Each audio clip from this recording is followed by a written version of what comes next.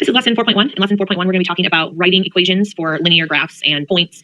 So as we're looking at example 1, it says write an equation of each line in slope-intercept form. Now remember, like we learned before, slope-intercept form is y equals mx plus b. Remembering that m is our slope and b is our y-intercept. And I do b in green because it reminds me that that's where I start. So green to me kind of signals start or like I'm going. So if I look at my graph on example 1a, here's the y-axis. This dot right here where it touches the y-axis, 0, -3 is my y-intercept. And remember, whenever x is 0, the y value that is in place for that is your y-intercept. So when x is 0, what's the y? -3, that's my y-intercept. So this piece here is what actually will go into my equation. So I know my y-intercept. I also need to know my slope. So I look at my graph, I have 2 dots. And remember that when we're talking about slope, it's rise over run. So if I'm going from this dot to this dot up here, I'm going up 1, 2, 3, 4, 5, 6 spaces up, plus 6. And I'm running 1, 2, 3, 4 spaces to the right. So right is a positive direction, so plus 4. So what I do to check out my slope is rise over run. So I have 6 over 4. This is example 1, and this is letter A. So we had 6 over 4. And we always want to simplify this whenever possible, especially if we have a smaller graph or something along those lines. So if I simplify this, 6 over 4 is 3 halves, because I can divide both of those numbers by 2. So my slope is 3 halves. We talked about how our y-intercept is -3, so I'm going to jot that down here. I'll just abbreviate that. Y-intercept is -3. So now I can write my equation, because in slope-intercept form, the only things you have to have are a slope and a y-intercept. So I have y equals my slope, which is 3 halves. X is always there. And since this 3 here is a negative, instead of saying plus -3, I'm just going to say -3. So there's my equation for example 1a. For B, I'm looking at this. I notice here is my y-intercept at +2. This time, so I'm going from here to here, I have to go down. So I've got 1, 2, 3, because notice here's the line it's on. So I went down 3, so that's negative. And then I went right 1, 2, 3, 4. That's positive, right? It's a positive direction. So we have our slope of, we were down 3, so -3 over 4. So -3/4 is our slope. Our y-intercept, we had, just a reminder, +2. So that's 2, which means our equation is y equals, that negative is important, so -3/4 x. Now this 2 was positive, so we're going to say +2 on that one. All right, let's take a look at example 2 now. In example 2, we have to write an equation of the line that passes through each pair of points, and we're going to use slope-intercept form again. Now, as I look at these 2 points, one thing I notice is I have the point 0, -1, so that's my y-intercept. And it only takes 2 points to find the slope. So let's go to my notebook here. Example 2. I'm going to just use our quick table, so our xy table. I have the point -3, 5. So I just put it in exactly the way it looks. And then I have 0, -1. So we already mentioned that this is our y-intercept. I'll mark that in just a second. And then we're going to find the rise over the run. So our rise is on the y side. From 5 to -1, I go down 6 spaces. So that's -6 since I went down. And then on the x side, that run, from -3 to 0, I went up 3. So my slope is -6 over +3. Well, -6 divided by +3 is -2. So that's my slope. We know the y-intercept here, -1. So when we write our equation, we have y equals -2x minus 1, since that's a -1 for that y-intercept. So for part B on example 2, we've got the points 0, -5.8, and 8, -5.8. So let's put those in our table real quick. This was A. Here's B. All right, so we have 0, -5.8, and then 8, -5.8. So when I'm looking at these 2 things, on the right-hand side here, the rise, -5.8 to -5.8, there's no change. And the number for no change is 0. From 0 to +8 is +8. So when I'm looking at this for my slope, I, again, rise over run. So I have 0 over +8. Well, 0 divided by 8 is 0. So we don't have, not that we don't, our slope is flat, so it's 0. If I look at my chart, where x is 0, what's the y-intercept? -5.8, so that's my y-intercept for this line. So I have the equation y equals 0 for my slope, 0x. And it's negative, so negative or -5.8. But as lazy mathematicians, we don't have to write this, because 0 times any number I can plug in for x is going to give me 0. So I'm going to simplify this. I'm going to write y equals -5.8. And anytime you see an equation that says y equals negative, a number, positive number, it's just y equals a number, that means it's a flat horizontal line, because that slope is 0. So basically you're going up 0 and over 1, up 0 and over 1, up 0 and over 1. So you're just making that horizontal line. Example 3 says write a linear function f with the values f of 0 equals 10 and f of 6 equals 34. So when we look at this, remember that f of 0, f of 6 means these are the values we plugged in for x, and this is what we got after we simplified the equation. So if I were to make a quick xy table with this one, 0 is my x, 10 is my y, 6 is my x, 34 is my y. If you wanted to show the y2 minus y1, because I know some of you like doing that method for finding your slope. So this would be the point 0, 10, and then we have the point 6, 34. So I would go 34 minus 10 for my y values, my rise, over my x's would be 6 minus 0. So 34 minus 10 is 24. And 6 minus 0 is 6. 24 divided by 6 is 4. So we have a slope of 4. And we look back at our table here. We've got 10 for our y-intercept. So if I put this into an equation, I have y equals 4x. 10 is positive, so I would do plus 10. And example 4, it says, excluding hydroelectric and solar, renewable energy sources in the U.S. generated 143.4 million megawatt hours of electricity in 2009. This quantity increased at an approximately constant rate, so they're saying it's got basically the same slope every time, and reached 333 million megawatt hours by 2017. Estimate the amount of electricity generated from these sources in 2021. So the first thing we have to look at is the 0 year. So the first year that they started collecting data was in 2009, and that year generated 143.4 million megawatt hours. So we're going to call this point 0, 143.4, because that's the 0 year that they started collecting data. Then, if we look at the next bit of information that we got, in 2017, there was 333 million megawatt hours. So 333 is our y value. And to get the x value, we have to look at how many years it's been from 2009 to 2017. So that took us 8 years to collect that data, to get from this original data point to this new data point. Okay, so from 2009 to 2017 is 8 years, and that year there was 333 million megawatt hours. So we want to use this information to find our slope. So I have 333 minus 143.4 over 8 minus 0. So when we do the subtraction on the top, we get 189.6. And then 8 minus 0 gives us 8. Now, if I want to simplify this and I divide, I get 23.7. So that's the average slope for this scenario. And if I'm writing my equation, we know that the starting value at 0 year was 143.4. So I got my slope and my y-intercept. Excuse me. Y equals 23.7x.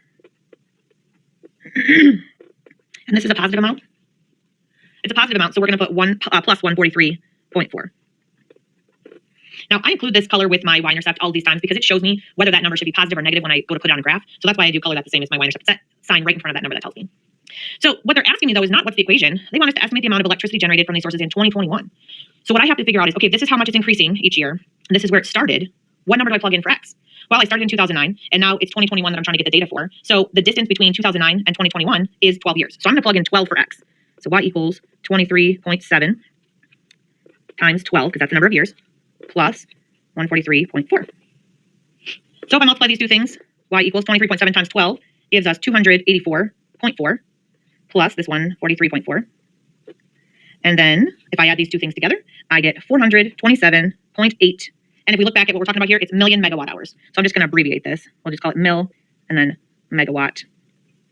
And I'll just abbreviate hours. So in 2021, this would have generated 427.8 million megawatt hours.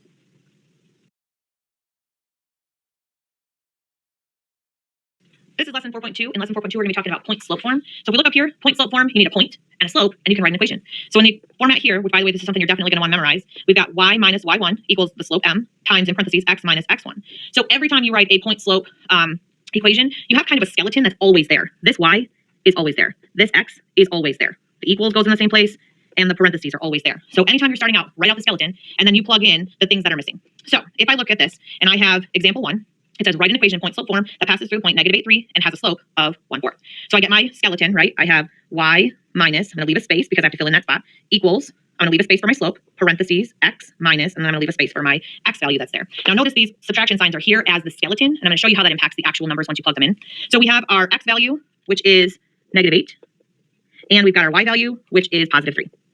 And then we have a slope, that's 1/4. So just like all the other formats that we have done in the past, m is our slope. So if I have 1/4, that goes right here in that spot where m was. And then my y value is going to go right in this empty place. And then my x value, negative 8, is going to go right here. So notice these subtraction signs did not stay because the number was negative. They didn't disappear because the number was positive. They're there for the beginning, for that skeleton. And then we're going to simplify a little bit, because when I have minus and negative, that's very confusing sometimes. Excuse me, to look at. So I'm going to simplify this. And I have y minus 3, that nothing needed simplified there, equals 1/4 times x. Now remember, minus a negative is the same as adding a positive, because it's times a negative is a positive. So plus 8. This would be the simplified version that we would want to enter for our answer, our final answer, if we were putting this in a question. Example 2, we have a graph, and this time it says we want to put it in slope-intercept form. So we don't know the y-intercept looking at this, and for slope-intercept, we need the y-intercept and we need the slope. But I do have a point, and I am able to find the slope. So if I look at my graph here, to go from here to here, I'm going down 1, 2, 3, 4 spaces down. And I'm going 1, 2 spaces to the right. Right is positive, so plus 2. So if I'm thinking about my slope, I have negative 4 over 2. Negative 4 over 2 would be simplified to negative 2. So that's my slope. And then I need 1 point from this graph. So for starters, I'm going to show you how to do this with the point 1, 2. So slope of negative 2 and the point 1, 2. Slide that down a little bit for us. So we've got example 2. And we had, I'm going to just rewrite this for us. Our points were 1, 2. And our second point was 3, negative 2. So these are the two we have. And then our slope is negative 2. Just kind of give us some information. So I said I'm going to start with this one first. So I have y minus, leave my space, equals space, parentheses, x minus, leave a space. Skeleton down, I can plug in what I need. So I have my y value here is 2, so plug in 2 there. My x value is 1, so I plug that here. And my slope is negative 2, so that's going to go right here. So this is point slope form. They want us to have it in slope intercept form. Remember, slope intercept form starts y equals. So basically, I take my point slope and I simplify it to y equals. So for starters, I've got some parentheses to take care of. I'll do negative 2 times x, which is negative 2x. Negative 2 times negative 1 is positive 2. I didn't do anything on this side, so we're going to just rewrite that. My next step to get y by itself is to add 2 to both sides. Remember, I want to add it underneath its like term, so that goes right here. Negative 2 plus 2 makes 0. So we've got y equals. I didn't do anything to negative 2x, so bring that down. 2 plus 2 is positive 4. So I have the equation y equals negative 2x plus 4. Now I often get the question, Mrs. Weber, what if I use the other point? Well, let's take a look. Let's draw our skeleton again. Y minus space equals space, parenthesis, x minus space, close parenthesis. So my negative 2 slope is still the same because it's still that same graph I was working with. This time I'm going to use negative 2 for my y. And then I have positive 3 for my x. So here we go. Start with our distributive property. Negative 2 times x is negative 2x. Negative 2 times negative 3 is positive 6. Now I'm going to clean up this side a little bit here because remember minus a negative, it's like saying negative 1 times negative 2 basically. So this is really like y plus 2. So now when I try to get y by itself, I'm going to subtract 2 from both sides. That makes 0. I have y equals, we didn't use that negative 2x, bring it down. 6 minus 2 is positive 4. So you'll notice it doesn't matter which point I use as long as I have done the math part of it correctly, we're going to get the same equations. Okay. For example 3, says write a linear function f with the values f of 4 equals negative 2 and f of 8 equals 4. So just like we talked about before, f of 4 means this is our x value, this is the y value once we would have simplified it in the equation. So we have the points, example 3, we have the points 4, negative 2, and then we have f of 8 equals 4, so we have 8, 4. All right, so let's take a minute, find our slope, make a little quick xy table. We've got 4, negative 2, and then we have 8, 4. So to go from negative 2 to positive 4, we went up 6. From 4 to 8, we went up 4. 6 over 4. That's what we've got for our slope here. Now, especially since I know I have to put this into slope intercept form, I'm going to simplify this fraction. So if I'm dividing both of them by 2, I get 3 halves. So my slope 3 halves, it doesn't matter what point I use. Sometimes using 3 halves is great, especially if I know I'm going to have to graph. Sometimes people will transfer it to 1.5. That's fine. It's just whatever you're more comfortable with. Sometimes with multiplying, it makes it a little bit easier to use the fractions, but either way is fine. I'll write this on here just in case so you know that that's also acceptable. But if I have to graph it, I want to strongly encourage you to leave it as a fraction, even an improper fraction, because you see clearly the rise and the run split up with that fraction mark. All right, so using our point slope form, here's my skeleton, y minus equals space, parentheses, x minus, close up those parentheses. So I'm going to use the point 4, negative 2. So negative 2 is my y. 4 is my x, and I've got a slope of 3 halves. So I'm actually going to simplify this side first, just to kind of show you something real quick. 3 halves times x minus 4. If I look at my original point, 4, negative 2, once I've simplified my point slope form, do you notice that the y is actually the opposite of what it looked like originally? The x, this minus 4, it's opposite of what it looked like originally because that skeleton had those subtraction signs in it originally. So as you get quicker and faster and more comfortable with it, you're going to start noticing, oh, well, if this is minus, when I plug it in, it's really going to be positive. If you have to take this step still as we're learning it, great, keep doing that. Whatever it takes to make sure that you're doing it correctly, perfect. That's the way you should do it. All right, so let's simplify. We're going to multiply here. So I've got 3 halves times x is 3 halves x. I'm going to make this over 1 so that I can multiply easier. 3 times negative 4 is negative 12. 2 times 1 is 2. Nothing on the left side here changed. I'm going to simplify this a little bit just so that I can have a little bit easier time when I do my addition and subtraction step. So 3 halves x, 12 over 2, or 12 divided by 2 is 6. So now I'm going to subtract 2. That makes 0. I have y equals 3 halves x. Now negative 6 minus 2 is negative 8. So this is how it looks right now. If we're asked to write it as a function, remember function notation starts f of x. That's the only part that changes. I just change y to f of x equals, and then I rewrite the rest. 3 halves x minus 8. Final answer for that one. All right, let's take a look at example 4. Example 4 says, your student council is ordering customized foam hands to promote school spirit. The table shows the total cost of ordering different numbers of foam hands. Determine the total cost of ordering 150 foam hands. So the first thing we have to do when we're given a table like this, we have to figure out, is this a linear function? So I'm going to figure out by looking at the differences here. So I'm talking about the change in the y values are down here. So from 5140 to 5710 is a change increase of 5.7. 62.8 and 57.1, we had a change of 5.7. To go from 62.8 to 68.5, we have a change of 5.7. On the top, because it's important just because these look the same, if I don't have a similar pattern up here, then I'm not going to have a linear function. So from 4 to 6, I went up 2. From 6 to 8 is up 2. From 8 to 10 is up 2. So it looks like if I did rise over run for each of these pieces here, I will have a linear function. So yes, it's linear. We're going to look at the slope for this one. So m equals rise, that 5.7 is on top, over our run, which is the 2. So especially since this one has decimals in it might be easier if and we're talking about money and cost. So if we simplify this to be a decimal, so we've got 2.85. Let's write that in our purple color. All right, so slope is 2.85. I can pick any point I want to from the table, because remember, these are my points here. This is my x, this is my y. Truthfully, I like to make my life as easy as possible, so often I'll choose the numbers that are smaller. Or sometimes you might have a fraction and it might have numbers that are easier to work with that particular fraction. Pick the point that works the best for you. It doesn't matter which one you choose. So we got our slope of 2.85. I'm going to use that first point, and I'm going to write it over here so we can see 4, 51.4. Sometimes just having it in our ordered pair makes it a little bit easier to see what we got. So we're going to do our skeleton. Let's write that on here. We've got y minus equals, leave a space, x minus, leave our space. All right, so we got our point 4 and 51.4. So the y value was 51.4. Our x value was 4. And our slope, if we remember, is 2.85. So now we are going to put this into slope-intercept form. So we got 2.85 times x is 2.85x. 2.85 times negative 4 is negative 11.4. And then we're going to bring this stuff down here because we didn't use it. I want to get y by itself, so I'm going to add 51.4 to both sides. Again, lining up those like terms. So that makes 0. We have y equals, we didn't use that, so bring it down, 2.85x. Negative 11.4 plus 51.4 gives us positive 40. So that is our equation in slope-intercept form. Now, sometimes they're going to ask you to talk about this in terms of cost and number of foam hands, right? So if that's the case, I could rewrite this. Let's do that over here. Cost would be y. Number of foam hands would be x, so it would be like 2.85n plus 40. Notice, nothing really changed except the variables. And sometimes those variables just make it easier for you to know what they're talking about. So if they wanted to know how much is the cost of ordering 150 foam hands, we got to plug in 150 for the number of foam hands. So we have C equals 2.85. Now here's where that 150 comes in, times 150 plus 40. Well, 2.85 times 150 is 427.5 or 0.50 plus 40. So we simplify that to be $467.50. Really important to put that extra decimal place on the end, that 0, because we're talking about money. And if you don't, then sometimes people don't understand that it is money. And if you're plugging it into a problem on the computer, you could get it marked wrong. So make sure you put that decimal place, especially since we're talking about money.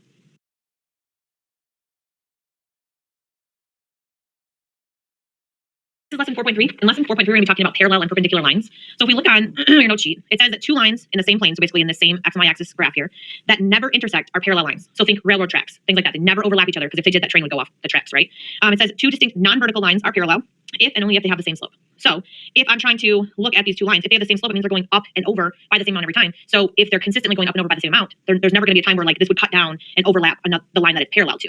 So if we're going to quickly determine whether any of these three lines are parallel to one another, we have to take a look at what the slope would be for each one. So if we're looking at A, we've got our 2 points here. So let's make a quick XY table. I have negative 4, 3, and 1, 2. Now again, if you prefer the method where you do y2 minus y1 over x2 minus x1, totally fine, whichever method works best for you.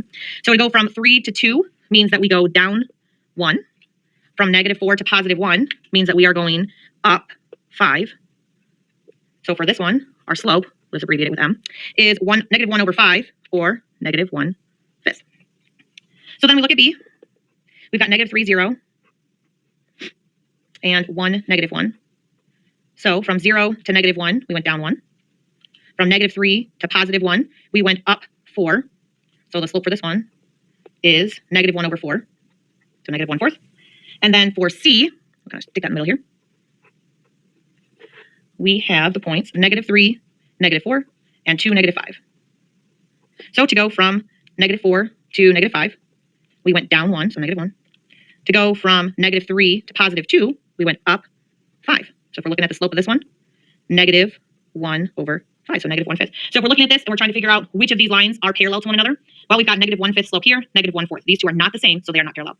I have negative 1/5, negative 1/5. These are the same, so they are parallel to one another. So what I would say for this is I would write that line A is parallel to line C. Remember that these two kind of slanted lines like that means that they are parallel to one another.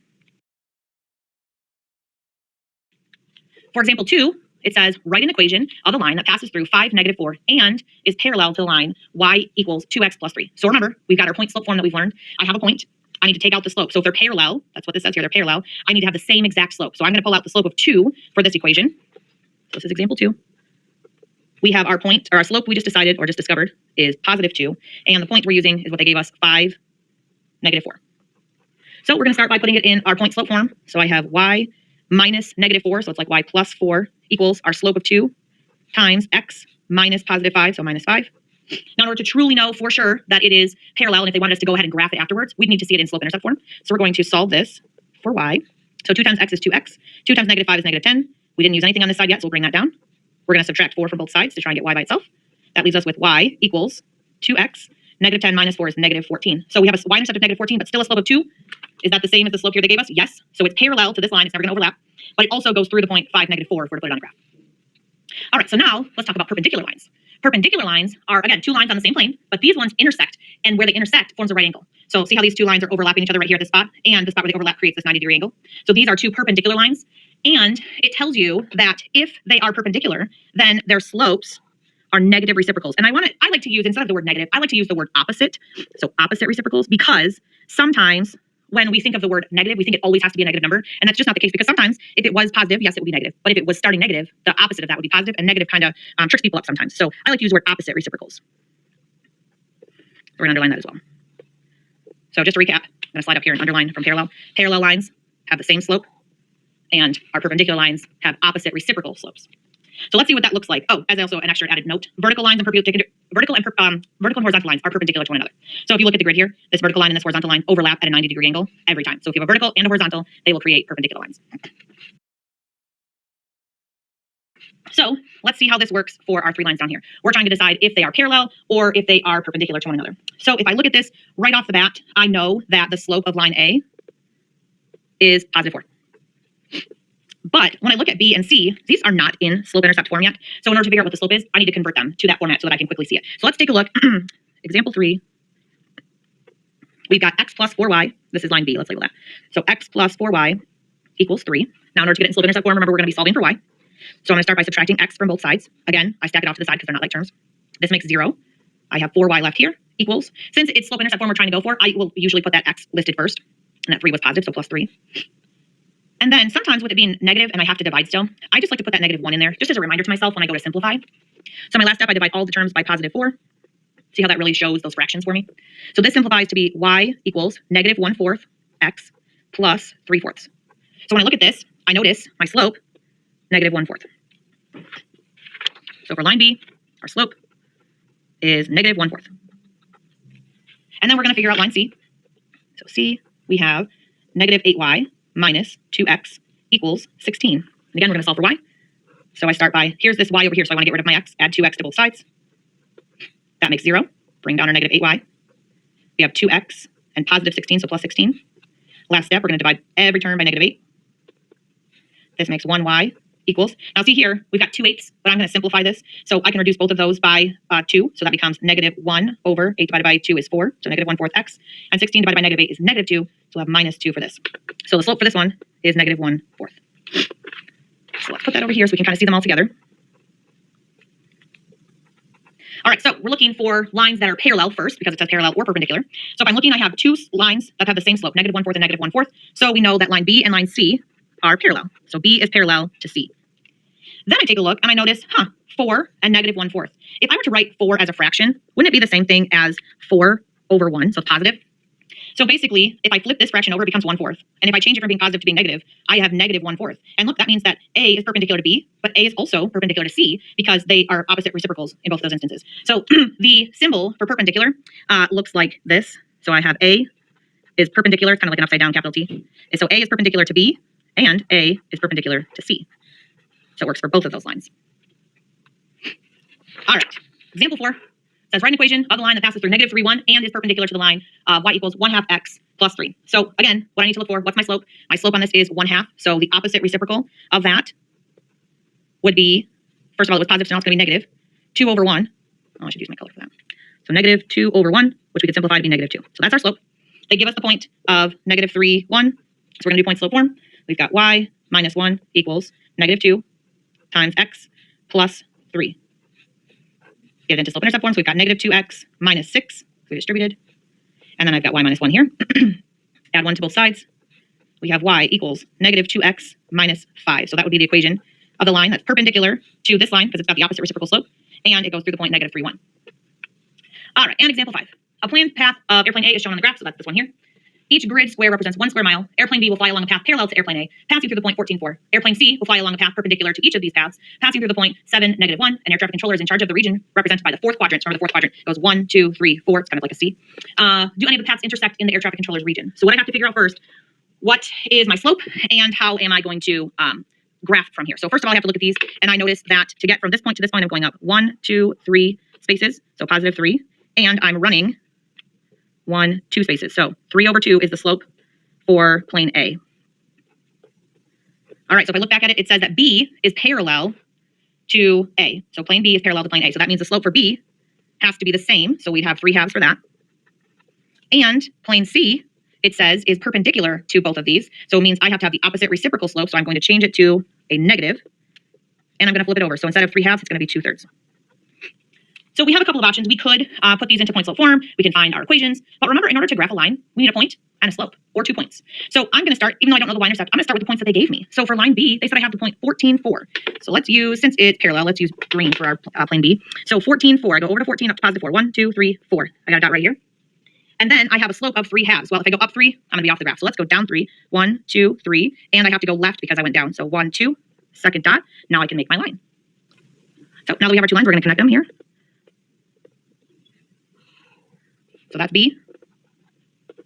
Let's label this guy over here. This was A. Okay. And then for plane C, since it's perpendicular, I'm going to use my yellowish, golden yellow. And I have my point 7, negative 1. So I go over to 7, down to negative 1. And again, my slope, if we look down here, is negative 2/3. So I would go down 2, 1, 2, and right 3, 1, 2, 3, just like that. I have 2 dots. So I'm going to connect them just like that. This is line C, or plane C rather. So I look at them and it says, do, as our last question here, do any of the planes intersect in the air traffic controller's region? Well, region 4 is the air traffic controllers. Well, A and C overlap in quadrant 1, so that doesn't count. But down here in quadrant 4, plane B and plane C do intersect in quadrant 4. So for that, we would say yes, plane B and C intersect in quadrant 4.